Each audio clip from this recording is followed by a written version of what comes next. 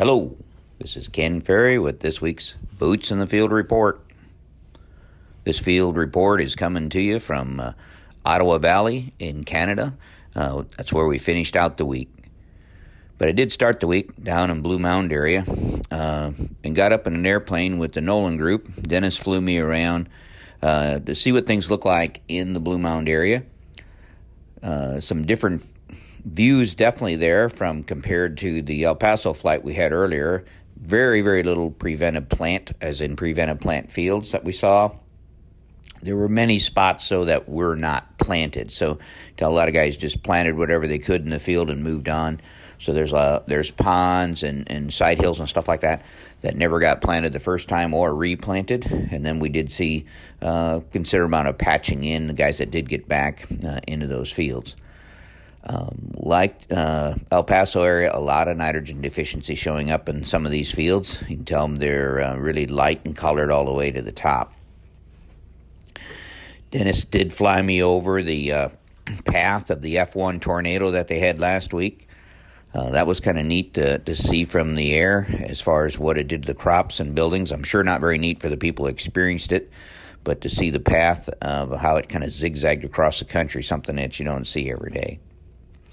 We did ID from the air a field that had some brown and scalding leaves, enough that, to tell us that something was going wrong with that field compared to other fields. When we got on the ground, we went out in there and it showed classic signs of the Goss's wilt symptoms. We did pull some leaves out of there and test them, and they did come back from positive for Goss's wilt. Pretty sure that it is Goss's wilt, but no aphids. There was beans last year. No history of Goss's in the field. I'm not sure how it got there. There was some evidence of Japanese beetle feeding earlier before it got sprayed, so maybe that was the vector that brought the bacteria into the field, but it's kind of unknown how it got there. So, scouts, as you're looking at your drone pictures or you're looking at aerial image, be on the lookout for color changes in the field. Get out there and identify what might be driving it. I know there's nothing we can do with these Goss's wilt fields that are popping up, but it's something that we need to have recorded so we know how to choose our hybrids going forward, especially for you guys that are in the no-till, minimum till situation where this corn residue is going to be around for a bit. Now, the Blue Mound area did receive substantial rain, close to 3 inches plus, so that's going to put them in good shape, especially in these soybeans, as far as we need some fill on there. But we still found May corn having pollination issues. So again, don't be forgetting to check all your May corn. Some of it could surprise you. Very few aphids in the field. But the other thing that when we visited these fields, we for the first time saw considerable numbers of what we call the aphid predators, the lady beetle larvae and stuff. So I was beginning to wonder if we were ever going to see them or if they're ever going to show up, but they were in that area. Now, we moved to fields in the Clinton area, who too received some really good amounts of rain to help us, especially in the soybeans. And the yields are checking strong in that area, but the aphids continue to be an issue, especially in the June corn. And there we didn't see the predators in those fields. Got into some fields north of Melvin. And this area continues to probably be our drier area up in there. And here the dry weather has already damaged the crop. Again, some pollination issues up there, as well as some aphids. The good news is we got rained out of our farm visit. So maybe that'll help to push these bean yields along in the area itself. But they need to continue to get more rain. So hopefully we got the pump prime for that. We continue to deal with high aphid pressures in this June corn. So pest teams, step up your scouting to a 2-day interval on the June corn. Growers are kind of dumbfounded at how small amounts of aphids can turn into a blowout in 4 or 5 days. Well, it's not the small amount of aphids in the field that does it. It's the large amount of aphids that are coming into that field on the hour. One of our growers got a picture from the pilot who was spraying his field of what his windshield looked like from inside on the cockpit. And I'll have Zach put that picture up. And you'll see the windshield is just covered with the slime. These aphids are plastering the windshield as he's spraying the field. These are winged aphids on the move, coming into and moving around in the field. You talk to other pilots, and they're saying the same thing. They're having to clean their windshields after every load of spraying. This picture's kind of cool, but obviously if you look at it, you can tell that he was spraying the field when he took the picture. So I don't know how he did that hands-free in an airplane at 200 miles an hour, but it's kind of a cool picture. A couple of growers said they found aphids in one variety in the field, but not the others. The others are clean. And wondering if we spray only the infected aphids, will they just move over into the varieties that aren't infected? The answer is no. Most of the aphids that you see in the cornfield are non-winged aphids. They're the ones that are left behind by the winged aphids. So you'll get those killed when you spray. And remember, the winged aphids are picking these varieties by taste or sugar load. So there's a pretty good chance that they're not going to bother those other hybrids in the field if they're not there yet. So I would spray your infected ones, and then I would continue to scout the rest of them to make sure the aphids don't show up in there. We did travel then up to Canada and did that on Tuesday night and Wednesday, and we went up kind of kitty corner across Michigan. Going through Michigan, I saw a lot more preventive plant than I guess I was expecting to see. Maybe it's all on the route that I took. We did cross over into Canada there at Port Huron and traveled to Winchester across the 401. Up in Canada, similar to the States, a lot of uneven corn, a lot of short beans, but I saw almost no preventive planting, so everything looks like it got planted. We went over to Winchester to speak at a field day at the Great Ontario Yield Tour for Farms.com, and it's about straight north of the New York-Vermont state line as far as the perspective where it's at. There we saw a lot of corn in white blister, that white blister that would make an Illinois farmer nervous, but this was in Canada. Beans are in that R5 stage.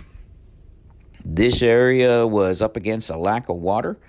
It needed some water here to get finished as well as time. The crop tour yield reports were impressive. They're in that 160, 165 range. But again, too far to go to make it to the end, meaning that a lot of that corn was 45, 50 days out, and that's probably going to be a challenge for them. So today we're in the Ottawa Valley with Gene and Paul Sullivan and their customers, and we've been in a number of fields today, and I guess sitting here with Paul and thinking back on the day, I saw, I guess, a lot of corn today that's needing two things pretty bad. One is water, and the other is time, because it looked like a lot of corn is in that 40, maybe 50 day out from black layer, similar to what we're dealing with in a lot of fields in the States. Give me a feel, Paul, what you think the yield perspectives are up here for your customers and what's put us in that shape. Well, we've had a crop that's moved along pretty well, and now we're sitting without a whole lot of moisture in the last 2 to 3 weeks that we've really needed to keep this crop moving ahead. We're probably sitting at half the amount of moisture we normally have in July and into August. It went in, about 20% of our corn went in at normal time, and the balance of it went in the 22nd to the 30th of May, a bit into June. So it's sitting right now, we're probably 10 days behind normal. It's struggling a bit right now without the moisture and needing the time to kind of make itself going ahead into the fall. We saw a lot of corn today at white blister to early roastineer stage, which again we would say that's 45, 50 days out to make black layer. When would you anticipate a normal frost up here for these guys? That are we gonna? I'd be nervous about this corn if it was in Illinois. Being here in Canada, thinking, is this stuff going to make it in your opinion? Well, when we get into a year like this, we have a portion of corn that never does black layer. We say it brown layers, and we have a lot of corn that makes to maybe 2/3 milk line down. And I expect we're going to have likely at least half our corn that gets to that stage before we get a killing frost. Like 50% of the time we're getting killing frost by the 1st of October. So that it sets us that that's not, if you do the math, we're going to have a bunch of corn that just is not going to go to black layers. So we're anticipating that we'll have some impact on yield, but more an impact on quality of the corn, a lower bushel weight, corn that doesn't handle as well, and as such, it's just going to be a more challenging harvest where we sit right now. So that's interesting.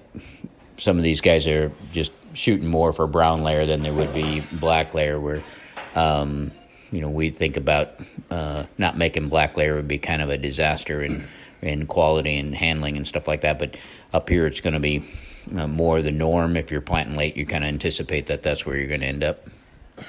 It is, and when we have a year like this, at one point in time, the quality in corn was what everybody was striving for. As we've got into expecting higher yields and pushing maturities and things along that lines, we've given up some of that interest in higher quality and higher bushel weights.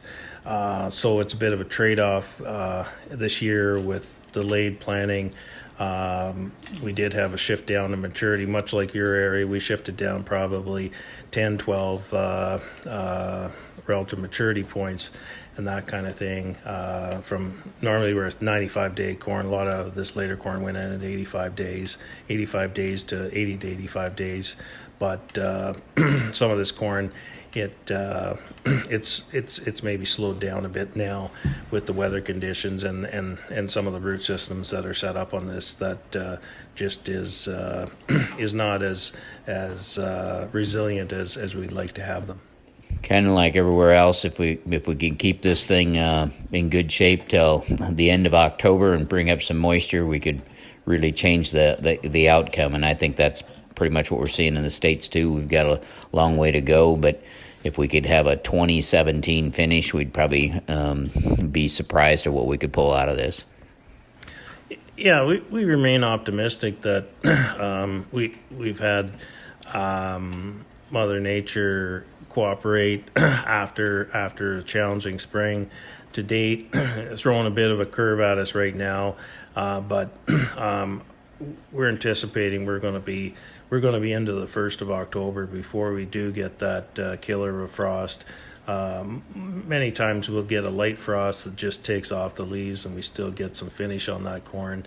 And at this point in time, we're not expecting anything any different, that we'll get a lot of this corn to a fairly significant maturity stage, and then we'll deal with it accordingly through the harvest time period. We had a great bunch of guys with us today. I would say pretty upbeat and realistically optimistic. I guess we could say that most of them knew what was ahead of them, and that still wasn't getting them down. So I think you got a good bunch of guys that you're working with here, Paul. A great opportunity to have you share your insight and perspective on corn production, and we appreciate you taking time out of your schedule to come visit us and share your information in the Ottawa Valley today. Hopefully you'll call me back in the fall and say, man, this corn showed up from nowhere. So thanks for having us today. To stay up to date, check out our website at croptechinc.com and subscribe to our podcast, Boots in the Field Report. Keep her safe, keep her moving.